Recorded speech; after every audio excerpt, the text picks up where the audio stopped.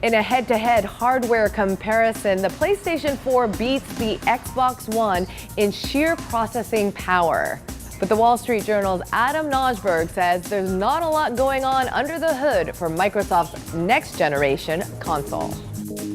It's been a busy couple of weeks for reviewers. Last week, the PlayStation 4 from Sony came out. This week, it was my turn to run the Microsoft Xbox One through its paces. There are dozens of things I could tell you about the Xbox One, but let me give you the first 5 most important things that you need to know about this device. Number 1, this is not your older brother's Xbox.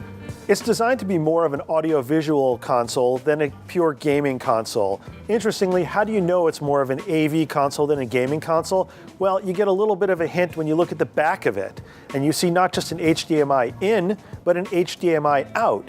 What are you supposed to do with that? Well, you're supposed to plug your satellite or cable TV feed directly into the Xbox One, and you'll be able to pull your menu up on the screen, your channel menu, pick your shows.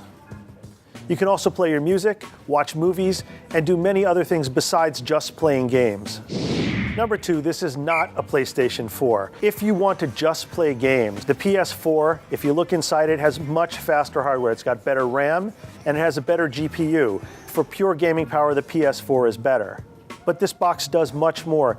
In the battle for your living room, Sony fired the first shot, but Microsoft actually may have a better chance because there's a lot more to this box than just playing games. 3, Xbox turn on. Xbox shut off. Xbox go home. Yes, you can talk to your Xbox One console. Feels a little weird, especially if you haven't bought it a drink first.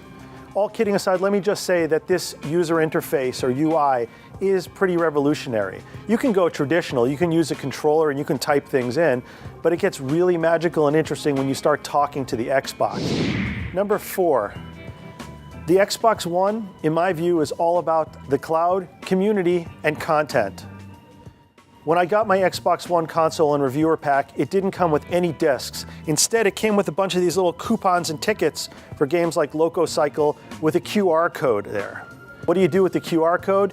You walk up to the Xbox Kinect sensor, about 2 feet in, it recognizes it, scans it, and boom, it starts to download the game, which means you're going to need a very fast internet connection. Community's built into the Xbox.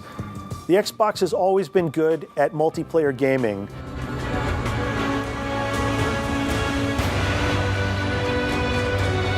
Okay, I know what you're saying. Content.